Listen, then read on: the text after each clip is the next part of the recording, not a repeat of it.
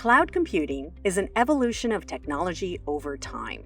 The concept of cloud computing dates to the 1950s when large-scale mainframes with high-volume processing power became available. In order to make efficient use of the computing power of mainframes, the practice of time-sharing or resource pooling evolved.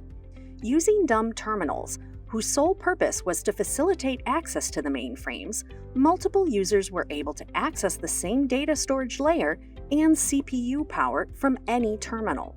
In the 1970s, with the release of an operating system called virtual machine, or VM, it became possible for mainframes to have multiple virtual systems, or virtual machines, on a single physical node. The virtual machine operating system evolved the 1950s application of shared access of a mainframe by allowing multiple distinct compute environments to exist on the same physical hardware. Each virtual machine hosted guest operating systems that behaved as though they had their own memory, CPU, and hard drives, even though these were shared resources. Virtualization thus became a technology driver and a huge catalyst for some of the biggest evolutions in communications and computing. Even 20 years ago, physical hardware was quite expensive. With the internet becoming more accessible and the need to make hardware costs more viable, servers were virtualized into sharing hosting environments, virtual private servers, and virtual dedicated servers, using the same types of functionality provided by the virtual machine operating system. So, for example, if a company needed X number of physical systems to run their applications, they could take one physical node and split it into multiple virtual systems. This was enabled by hypervisors. A hypervisor is a small software layer that enables multiple operating systems to run alongside each other, sharing the same physical computing resources. A hypervisor also separates the virtual machines logically, assigning each its own slice of the underlying computing power, memory, and storage, preventing the virtual machines from interfering with each other. If, for example, one operating system suffers a crash or a security compromise, the others can keep working.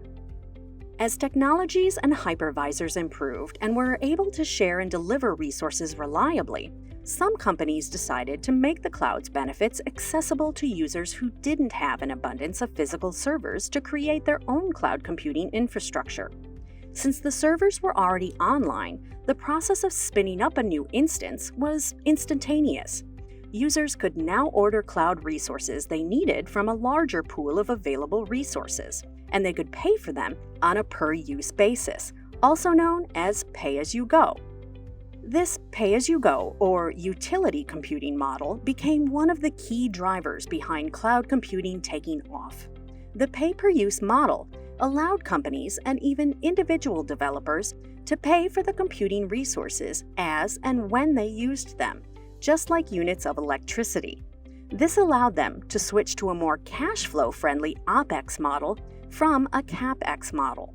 This model appealed to all sizes of companies, those who had little or no hardware, and even those that had lots of hardware, because now, instead of making huge capital expenditures in hardware, they could pay for compute resources as and when needed. It also allowed them to scale their workloads during usage peaks and scale down when usage subsided. And this gave rise to modern-day cloud computing. The impact of the evolution of the cloud has been immense. In the next training, we will go over some key considerations for cloud adoption.